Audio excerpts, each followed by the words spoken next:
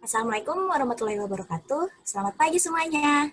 Sebelumnya, kami ingin memperkenalkan diri terlebih dahulu. Nama saya Hanif Indah Hamson, dan di samping saya ada Monika Febrianti. Dan di bawah saya ada Nama saya Rosa Lydia. Kami dari kelompok 1 ingin mencoba mempresentasikan materi dari tata kelola perusahaan yang telah kami diskusikan bersama. Seperti yang sudah dijelaskan oleh teman saya Hanif Yandah, kami kelompok 1 akan coba memaparkan 5 poin dari presentasi kami. Next.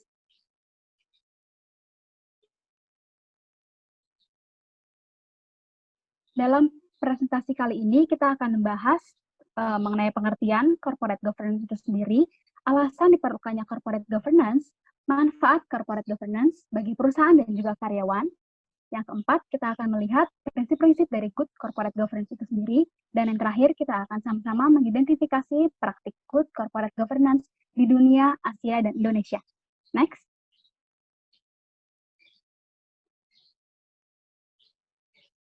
Kelompok kami memilih perusahaan PT Unilever, di mana kita semua tahu PT Unilever merupakan perusahaan multinasional. Unilever juga memproduksi makanan, minuman, pembersih, dan juga perawatan tubuh. Unilever adalah produsen barang rumah tangga terbesar ketiga di dunia, jika didasarkan pada besarnya pendapatan pada tahun 2012 di belakang P&G dan Nestle. Unilever juga merupakan produsen olesan makanan seperti margarin terbesar di dunia.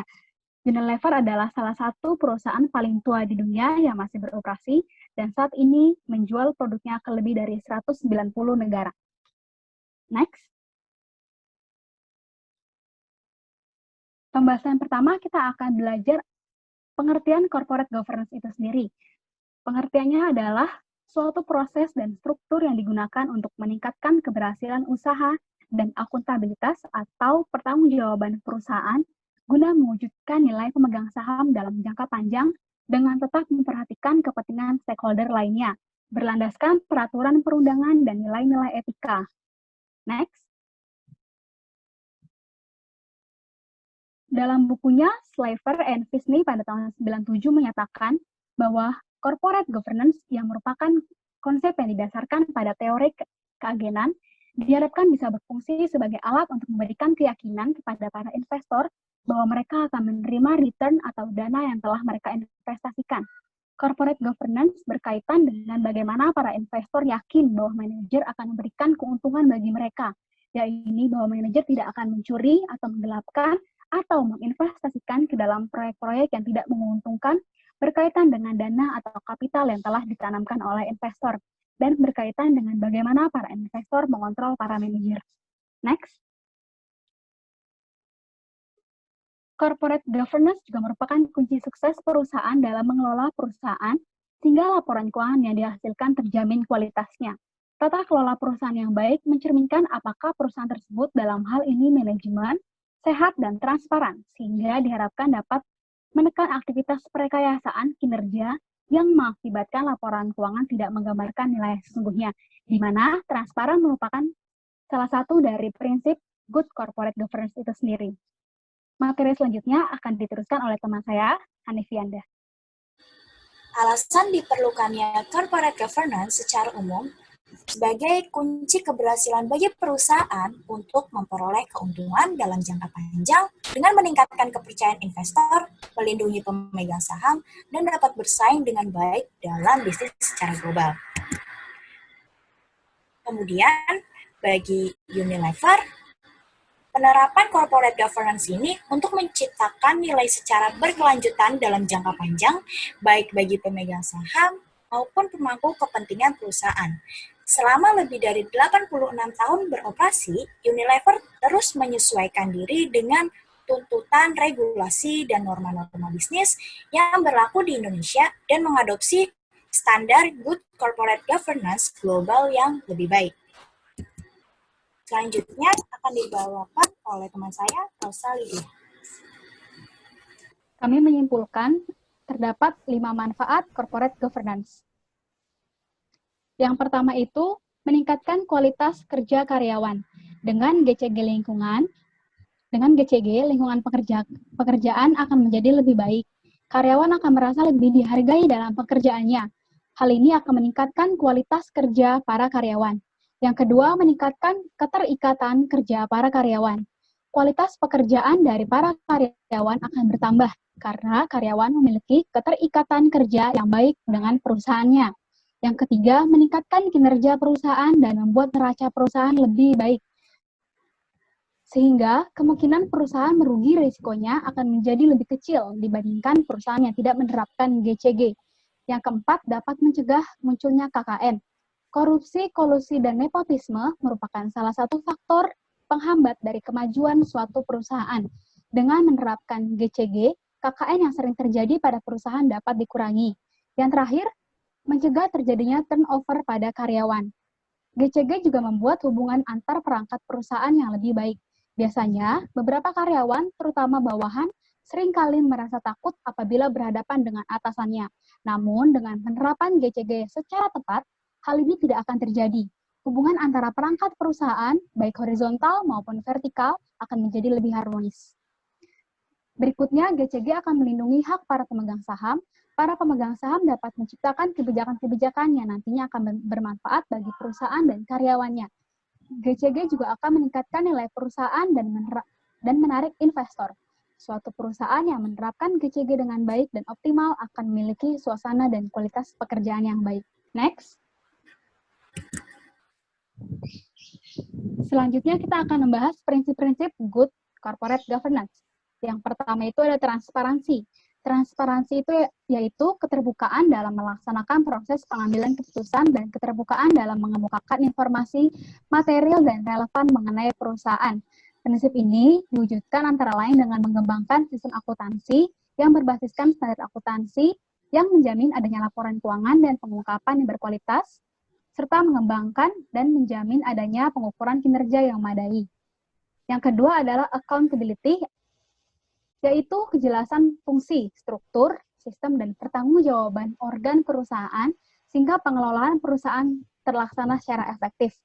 Yang ketiga ada responsibility atau pertanggungjawaban, yaitu kesesuaian atau kepatuhan di dalam pengelolaan perusahaan terhadap prinsip korporasi yang sehat serta peraturan perundangan yang berlaku. Prinsip ini diwujudkan dengan kesadaran bahwa tanggung jawab merupakan konsekuensi logis dari adanya wewenang, menyadari akan adanya tanggung jawab sosial, menghindari penyalahgunaan kekuasaan, menjadi profesional dan menjunjung etika, serta memelihara lingkungan bisnis yang sehat. Yang keempat ada independensi atau kemandirian, yaitu suatu keadaan di mana perusahaan dikelola secara profesional tanpa benturan kepentingan dan pengaruh atau tekanan dari pihak manajemen yang tidak sesuai dengan peraturan dan perundang-undangan yang berlaku dan prinsip-prinsip korporasi yang sehat. Dan yang terakhir adalah fairness atau kesetaraan dan kewajaran, yaitu perlakuan yang adil dan setara di dalam memenuhi hak-hak stakeholder yang timbul berdasarkan perjanjian serta peraturan perundangan yang berlaku. Materi selanjutnya akan diteruskan oleh teman saya, Hanifianda. Kemudian, ada 5 prinsip bagi Unilever. Yang pertama ada transparansi. Bagi Unilever, secara konsisten berinisiatif memberikan informasi yang jelas dan relevan kepada para pemegang saham dan pemangku kepentingan lainnya. Dan sebagaimana diwajibkan untuk mematuhi undang-undang dan peraturan yang berlaku. Yang kedua ada akuntabilitas. Unilever bertanggung jawab atas segala keputusan dan tindakan yang diambil dan memastikan pengelolaannya berjalan dengan baik, adil, dan terukur sesuai dengan kepentingan para pemegang kepentingan perusahaan atau Unilever. Yang ketiga, ada tanggung jawab. Unilever mematuhi peraturan perundang-undangan yang berlaku dan bertindak secara bertanggung jawab terhadap masyarakat dan lingkungan sehingga bisnis dapat berkembang secara berkelanjutan. Yang keempat, ada independensi. Unilever dikelola secara profesional tanpa adanya benturan kepentingan dan tanpa tekanan atau intervensi dari pihak manapun. Yang terakhir, ada keadilan. Unilever memastikan perlakuan yang setara dan adil dalam memenuhi hak pemangku kepentingan sesuai dengan peraturan perundang-undangan yang berlaku. Selanjutnya ada landasan hukum penerapan tata kelola perusahaan di Unilever. Yang pertama ada Undang-Undang Nomor 40 Tahun 2007 tentang perseroan terbatas. Yang kedua, Undang-Undang Nomor 8 Tahun 1995 tentang pasar modal. Yang ketiga, Surat Edaran Otoritas Jasa Keuangan Nomor 30 SEOJK.04 Tahun 2016 tentang bentuk dan isi laporan tahunan emiten atau perusahaan publik. Yang keempat, ada POJK nomor 21 POJK.04 tahun 2015 tentang penerapan pedoman tata kelola perusahaan terbuka. Selanjutnya, ada POJK nomor 32 POJK.04 tahun 2015 tentang pedoman tata kelola perusahaan terbuka. Selanjutnya ada POJK nomor 32 POJK.04 tahun 2014 tentang rencana dan penyelenggaraan rapat umum pemegang saham perusahaan terbuka. Kemudian ada POJK nomor 33 POJK.04 tahun 2014 tentang direksi dan dewan komisaris, emiten, dan perusahaan publik. Selanjutnya ada pedoman tata kelola perusahaan yang baik yang diterapkan oleh Komite Nasional Kebijakan Governance. Yang terakhir ada ASEAN Corporate Governance Scorecard. Di sini, pada tahun 2019, tindakan yang dilakukan Unilever untuk memperkuat good corporate governance adalah melakukan penilaian mandiri secara berkesinambungan dan menyeluruh menggunakan ASEAN Good Corporate Governance Scorecard dan pedoman tata kelola perusahaan terbuka yang dikeluarkan OJK. Yang kedua, mengadakan sesi penyegaran terkait pedoman-pedoman prinsip bisnis dan kebijakan pedoman baik untuk internal maupun pihak ketiga. Yang terakhir, ada terus menanamkan prinsip-prinsip tata kelola melalui komunikasi internal, pertemuan-pertemuan, dan forum diskusi, dan pelatihan secara online. Kemudian ada praktik good corporate governance di Asia dan di Indonesia yang akan dibacakan oleh Monica. Berikutnya ada good corporate governance di Indonesia. Dalam pelaksanaan penerapan GCG atau good corporate governance di perusahaan, adalah penting bagi perusahaan untuk melakukan tahapan yang cermat berdasarkan analisis atas situasi dan kondisi perusahaan dan tingkat kesiapannya, sehingga penerapan good corporate governance dapat berjalan lancar dan mendapat dukungan dari seluruh unsur di dalam perusahaan. Selain itu, salah satu tujuan utama ditegakkannya good corporate governance ialah untuk menciptakan sistem yang dapat menjaga keseimbangan dalam pengendalian perusahaan sedemikian rupa, sehingga mampu mengurangi peluang terjadinya kesalahan mengelola atau mismanagement, menciptakan insentif bagi manajer untuk memaksimumkan produktivitas penggunaan aset, sehingga menciptakan nilai tambah perusahaan yang optimal. Next.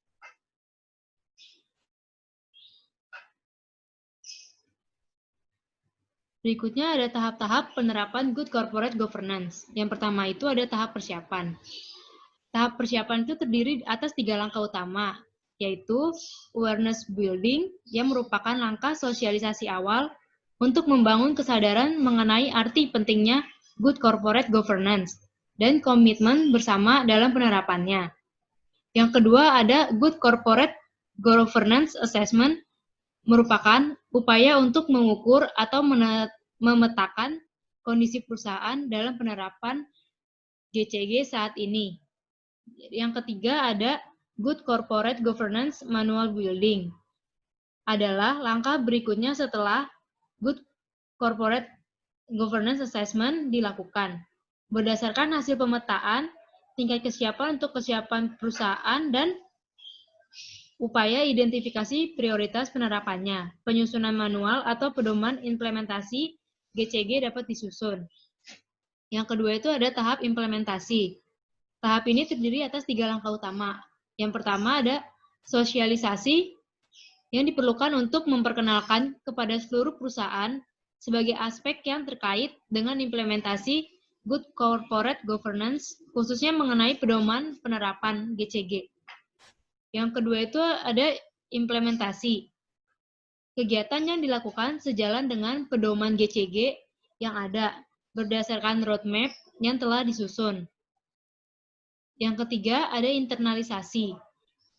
Internalisasi ini mencakup upaya-upaya untuk memperkenalkan good corporate governance di dalam seluruh proses bisnis perusahaan melalui berbagai prosedur operasi, sistem kerja, dan berbagai peraturan perusahaan.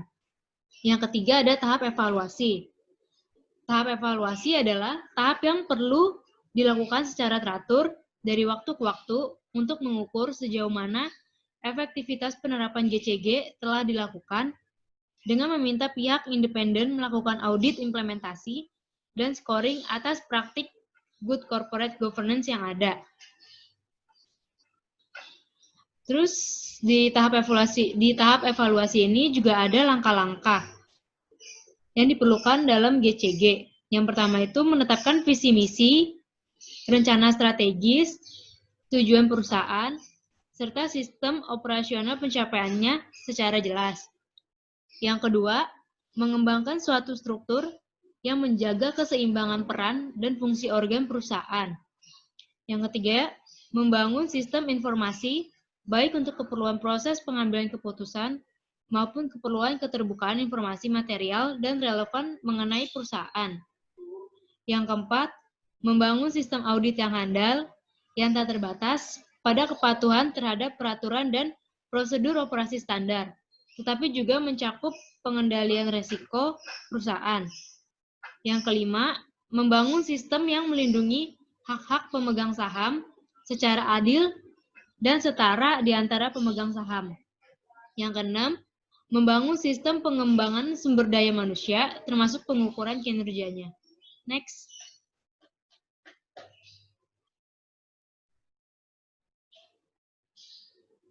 Berikutnya ada good corporate governance di dunia. Pemicu timbulnya good corporate governance di dunia pada awal dekade 2000-an, dunia dikejutkan oleh tumbangnya perusahaan-perusahaan raksasa terkemuka di berbagai negara industri maju, termasuk Amerika Serikat, Inggris, Italia, Australia, dan Singapura dan Hong Kong. Regulator pemerintah tiap negara dan pakar manajemen memberikan kesimpulan bahwa penyebab utama tumbangnya perusahaan-perusahaan besar tersebut adalah karena lemahnya penerapan prinsip-prinsip good corporate governance mereka. Kelemahan corporate governance tersebut antara lain ditandai oleh berbagai macam hal, diantaranya yaitu yang pertama, renggangnya hubungan antara para pemegang saham dengan manajemen perusahaan. Yang kedua, lemahnya peranan dewan pengurus dalam mengarahkan dan mengendalikan kebijaksanaan dan pengelolaan harta, utang, dan operasi bisnis perusahaan. Yang ketiga, semakin bebasnya manajemen perusahaan mengelola dan mengambil keputusan-keputusan penting yang bersangkutan dengan kelangsungan hidup perusahaan. Yang keempat, tidak transparan, akurat, dan tepat waktunya penyampaian laporan perkembangan bisnis dan laporan keuangan oleh manajemen perusahaan kepada para pemegang saham dan kreditur. Yang kelima, dalam banyak kasus, auditor yang mengaudit laporan keuangan perusahaan tidak bekerja di bawah pengawasan langsung dari komite audit. Next. Berikutnya, good corporate governance di Asia. Good corporate governance menjadi penting untuk Asia dalam beberapa tahun terakhir dengan sebagian besar pasar telah memperkenalkan peraturan yang komprehensif. Regulator perusahaan dan investor memiliki peran penting dalam good corporate governance. Praktik good corporate governance yang baik dan keuntungan finansial menunjukkan hubungan yang kuat.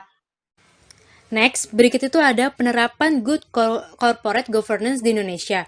Terdapat 3 arah agenda penerapan GCG di Indonesia menurut BPBUMN pada tahun 1999, yakni menetapkan kebijakan nasional, menyempurnaan kerangka nasional, dan membangun inisiatif sektor swasta. Terkait dengan kerangka regulasi, BAPEPAM bersama dengan Self-Regulated Organization atau SRO yang didukung oleh Bank Dunia dan ADB telah menghasilkan beberapa proyek GCG seperti JSX Pilot Project.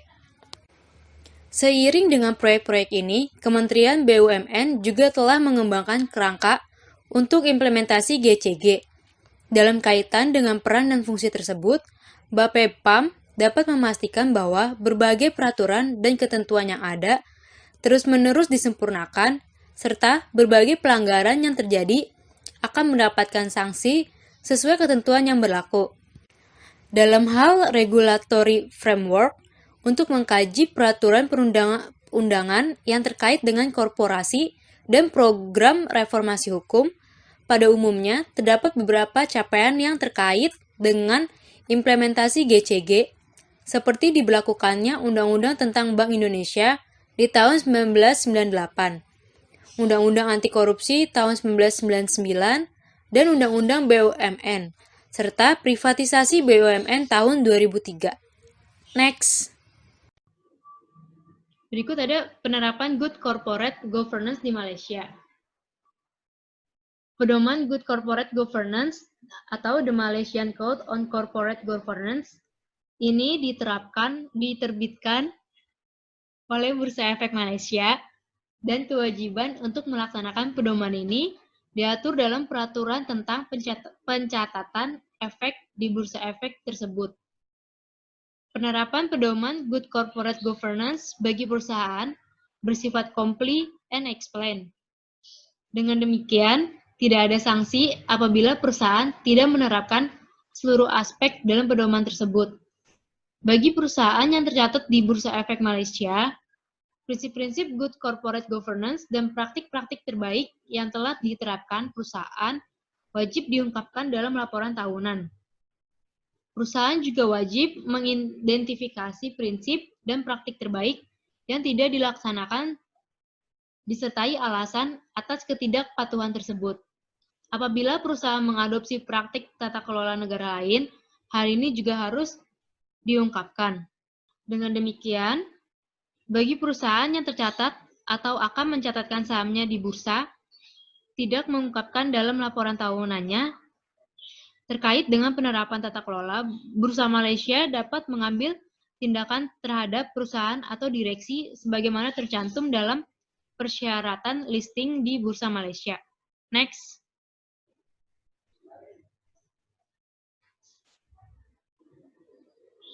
Berikutnya, Good Corporate Governance di Singapura. Metode penerapan pedoman Good Corporate Governance bersifat comply and explain, sama seperti yang tadi di pedoman Good Corporate Governance di Malaysia. Selanjutnya, berdasarkan ketentuan pencatatan efek di Bursa Efek Singapura, mengharuskan perusahaan tercatat untuk mengungkapkan praktik tata kelola mereka dalam laporan tahunan dengan referensi khusus kepada prinsip-prinsip yang terdapat dalam pedoman.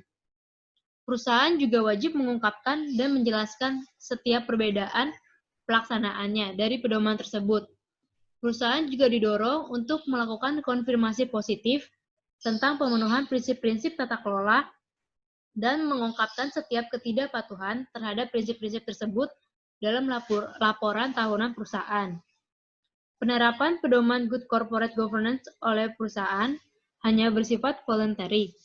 Oleh karena itu, tidak ada sanksi bagi perusahaan yang tidak menerapkannya.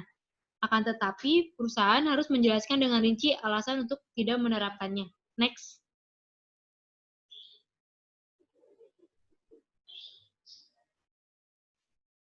Berikutnya, Good Corporate Governance di Thailand.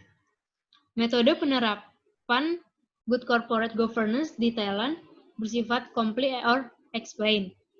Oleh karena itu, Stock Exchange of Thailand atau SAT mengharapkan perusahaan untuk mengikuti pedoman Good Corporate Governance tersebut. Selain itu, perusahaan dapat mengadaptasi prinsip-prinsip Good Corporate Governance sesuai kebutuhan fungsional tiap perusahaan. Penerapan pedoman Good Corporate Governance oleh perusahaan hanya bersifat voluntary. Oleh karena itu, tidak ada sanksi bagi perusahaan yang tidak menerapkannya. Akan tetapi, perusahaan harus menjelaskan dengan rinci alasan untuk tidak menerapkannya.